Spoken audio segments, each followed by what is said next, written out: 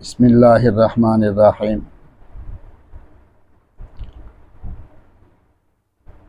नबी करीम सल्लल्लाहु अलैहि वसल्लम इस महीने के अंदर मबऊस हुए। इस महीने में आप सल्लल्लाहु अलैहि वसल्लम की तख्लीक हुई, पैदाइश हुई।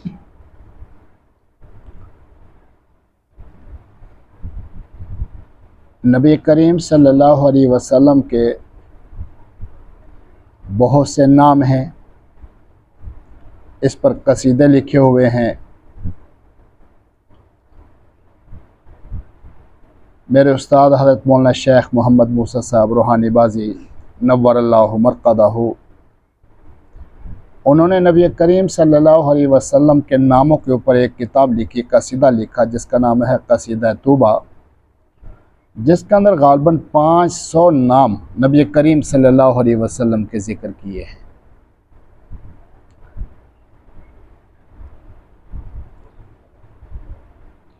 नबी करीम सल्लल्लाहु अलैहि वसल्लम के जो नाम हैं, ये हकीकत में नबी करीम सल्लल्लाहु अलैहि वसल्लम की सिफ़ात है।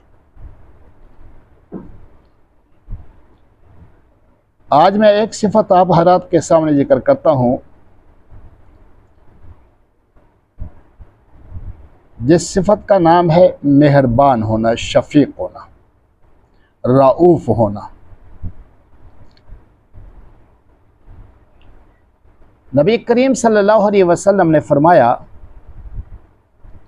कि बच्चे को नमाज का हुक्म दो जिस वक़्त वो 7 साल का हो। 10 साल तक प्यार से, 10 साल का बच्चा अगर नमाज नहीं पढ़ता तो बच्चे को मार करके नमाज पढ़ाओ, सख्ती करके नमाज पढ़ाओ। यह हदीस का मफ़हूम है। अब सवाल जहन के अंदर यह पैदा होता है कि नबी करीम सल्लल्लाहु अलैहि वसल्लम तो बड़े शफीक मेहरबान हैं, तो जो शफीक होता है, मेहरबान होता है, वो मारने का हुक्म नहीं देता। और मेरे और आपके पैगंबर सल्लल्लाहु अलैहि वसल्लम क्या फरमा रहे हैं कि बच्चे को मार करके नमाज पढ़ाओ। मुरू से बियानकुम बिस्सलाति वहुम अबनाउ सबइन वज़रिबूहुम वहुम अबनाउ अश्रिन वफ़र्रिक़ू बैनहुम फ़िल मज़ाजिअ, के बच्चों को नमाज का हुक्म दो जिस वक़्त के 7 साल के हों, और 10 साल के बच्चे नमाज नहीं पढ़ते तो मार करके नमाज पढ़ाओ।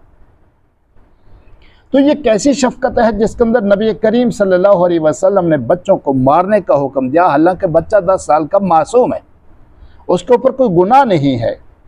तो बात ज़रा समझ लीजिए, हदीस मुबारक में है, नबी करीम सल्लल्लाहु अलैहि वसल्लम ने फरमाया कि अगर कोई एक आदमी जानबूझकर के नमाज को छोड़ दे तो उसको एक हुक्म जहन्नम में जलना पड़ेगा, और एक हुक्म की मिकदार 2,88,00,000 साल है। क्या मतलब कि अगर कोई आदमी बालिग हो जाने के बाद कोई एक नमाज को छोड़ देता है तो उसको कितना जहन्नम में जलना पड़ेगा? 2,88,00,000 साल। आका सल्लल्लाहु अलैहि वसल्लम की शफकत और मोहब्बत देखिए बच्चों के साथ, कि ऐसा ना हो कि कहीं गफलत के अंदर बालिग हो जाने के बाद नमाज छूट जाए। तो फरमाया कि पहले से उसको नमाज का आदी बना दो। जब 10 साल का होगा, डर करके नमाज पढ़ेगा तो ऐसा ऐसा ये नमाज का आदी बन जाएगा, और जिस वक़्त ये बच्चा बालिग होगा नमाज छूटने का तसव्वुर नहीं होगा। इसलिए गफलत के अंदर भी वो जहन्नम के अंदर नहीं जाएगा। क्यों? जब नमाज का आदी हो गया तो जहन्नम में जाने का तसव्वुर नहीं होगा। अब एक आधे थप्पड़ की क्या हैसियत है? देखिए, एक नमाज जानबूझकर छोड़ने की वजह से क्या मामला है? 2,88,00,000 साल जलने का मामला है।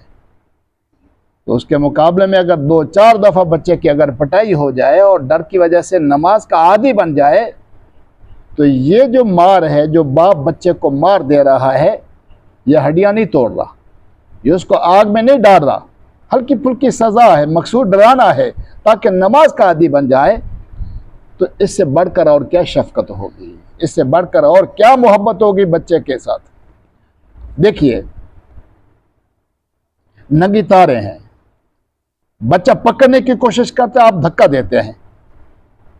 बच्चा बाज नहीं आता तो आप 2-4 थप्पड़ भी बाजू का लगा देते हैं।